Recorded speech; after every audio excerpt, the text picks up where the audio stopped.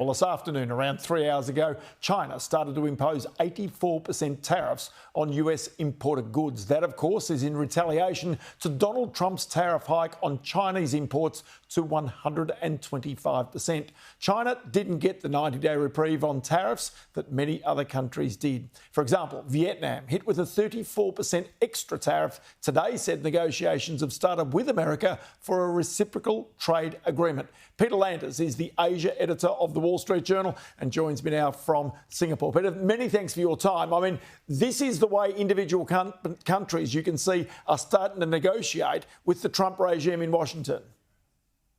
That's right. In Vietnam's case, it was actually going to be as high as 46%.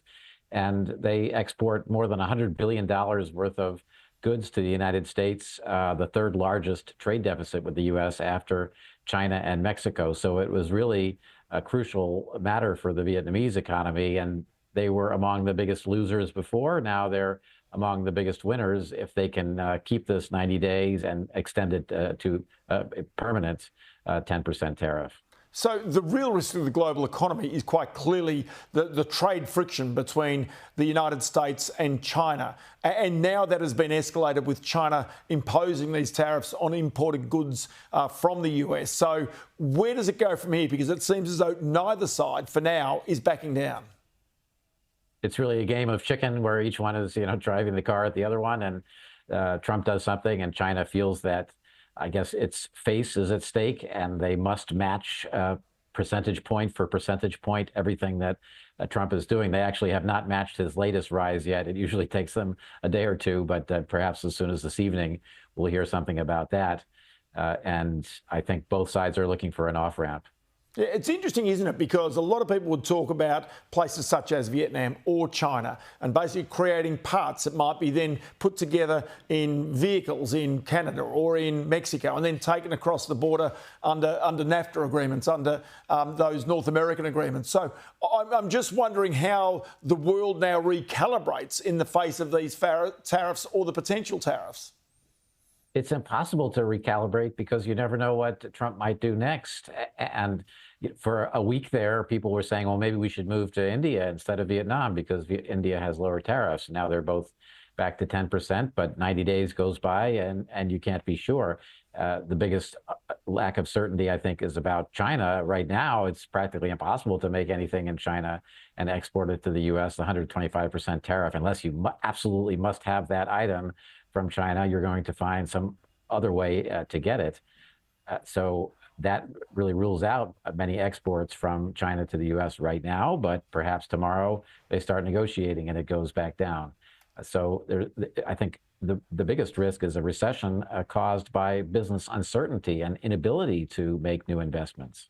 And that's going to, again, sort of warp trade around the world. You'd have heard over the years about the cascading effect of capital, where it moves basically from the wealthier nations and manufacturing goes to poorer nations, which lifts their standards of living, which then moves on to others. And Bangladesh is a classic of this, which now makes a lot of the world's clothing. And it was once one of the poorest nations on earth.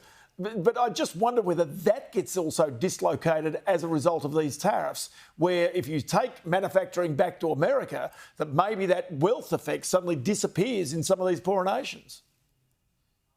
I think that's a huge concern for countries like Vietnam. Bangladesh, still very poor. Even Vietnam has grown enormously in the last 2 decades, but still, we interviewed, in fact, a reporter in my group, Stu Wu, was in Vietnam writing for the Wall Street Journal over the weekend, and they interviewed a worker at a textile factory who's making, I think, about $310 a month. So maybe that's 3 times what she would have made 2 decades ago, but it's still not developed world standards by any means.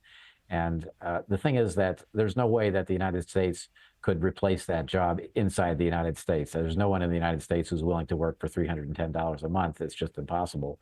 So I think, one thing that Trump really has not made clear is what exactly he hopes to happen with American manufacturing. Which types of manufacturing does he really hope the most will return to the United States? It's going to be fascinating just to see how this pans out over the coming weeks and months, because as these trade wars continue to roll, especially with China, it is just going to be such an important thing for global trade. Peter Landers, the Asia editor of the Wall Street Journal. Great to have you in the program today. We'll talk again soon. Sure thing.